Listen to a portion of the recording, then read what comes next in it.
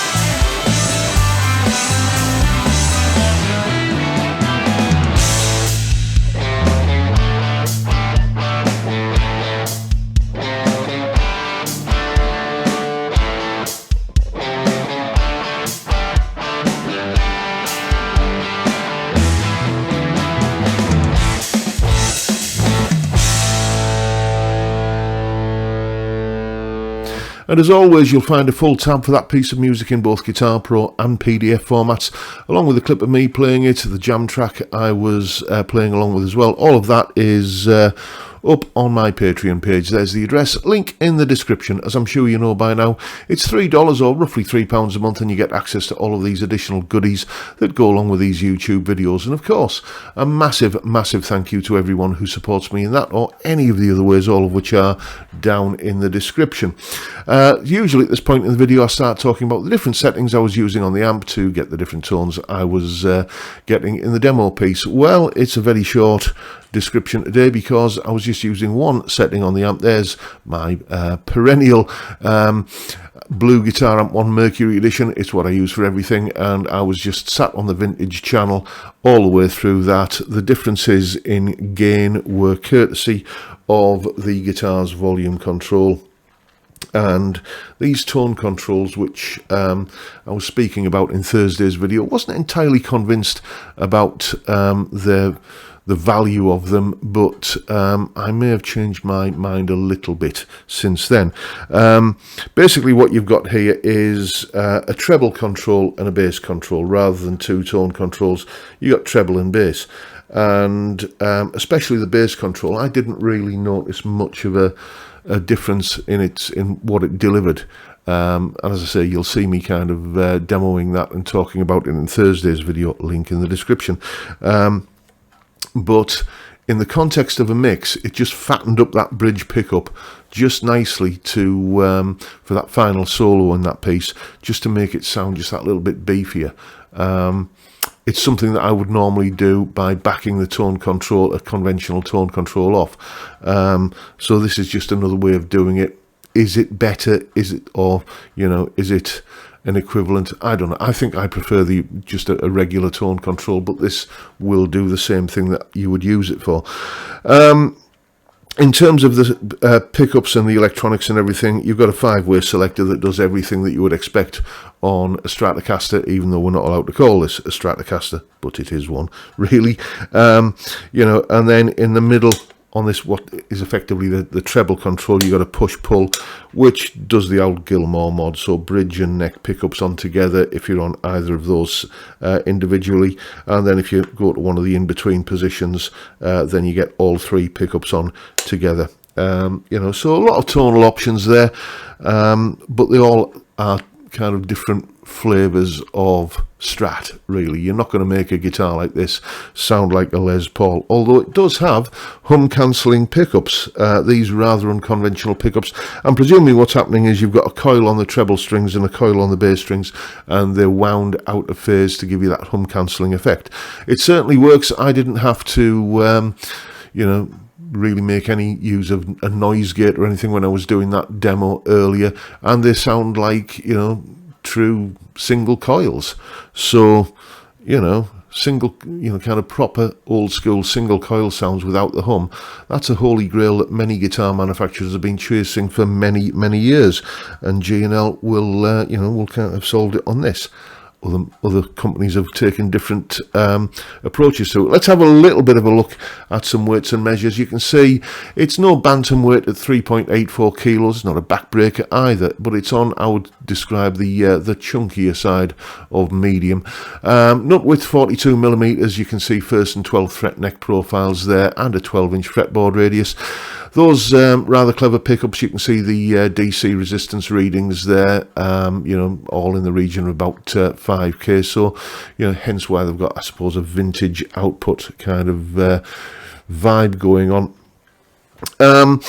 So what do I think of this guitar? Well, I'll tell you what, I'll tell you roughly outline the specs first of all. I'll put a link to the full spec in the description, but you've got a basswood body.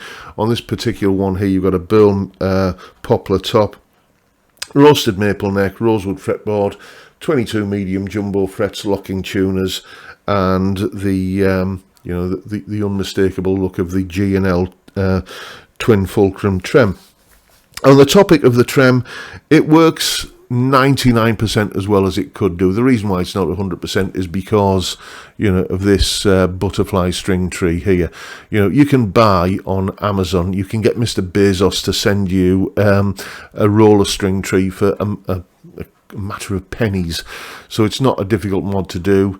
But why don't they do it in the factory?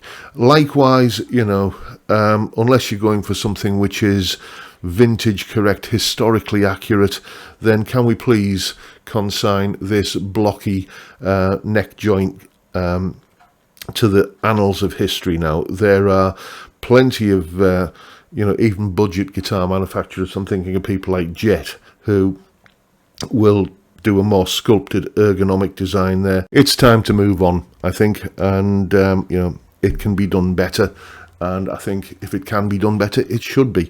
As I say, unless you're going for sort of historical accuracy, which this guitar plainly isn't. I don't want to sound like I'm complaining too much about this guitar though, because I've had a lot of fun playing it. It's a fun and interesting you know, variation on a Strat. Tone controls, I'd probably get used to them, but, you know, in the short space of time I've had this guitar, I think I prefer traditional tone controls. But it does feel well put together. It feels like a professional, well-made instrument. It's comfortable to play. It's versatile, as you heard earlier. It'll do, you know, a full range. It'll cover any style of music, I say, it will always obviously impart that kind of Stratocaster-esque sound to it, but, you know, that's a happy place for many people. You know, I do like this guitar, and it is for sale. It doesn't belong to me, I might have mentioned that earlier. It's been loaned to me by a chap up in Scotland called Rob, who's selling this guitar.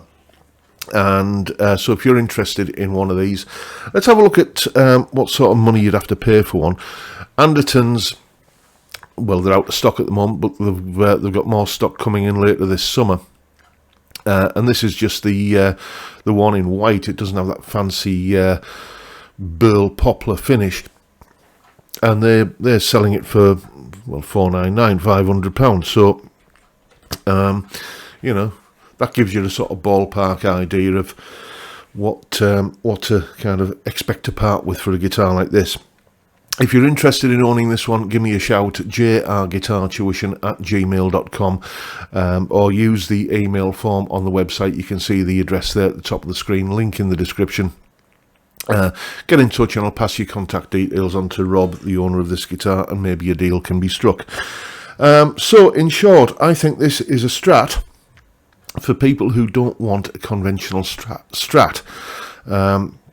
They want something that stands out from the crowd, looks a little bit more individual, and doesn't just look like any other S-type guitar that, you know, is that you could see 1,000 people playing.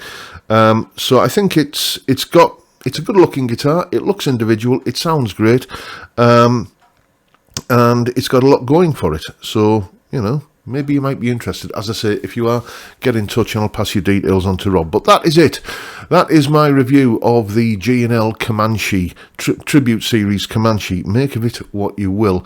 Hope you've enjoyed the video and found it helpful, useful, informative, and maybe even a bit entertaining along the way. If that's the case, please hit the subscribe button and the notification bell if you haven't already done so. And why not drop me a like as well while you're at it. Don't forget the live stream every Friday, 5 PM UK time, where we drink beer and have a chat, basically. That's a great way to kick off the weekend, isn't it? And I'd love to see you there if you can make it. But for now, I'll bid you all a good day and say thank you so much for watching. Thank you for your time.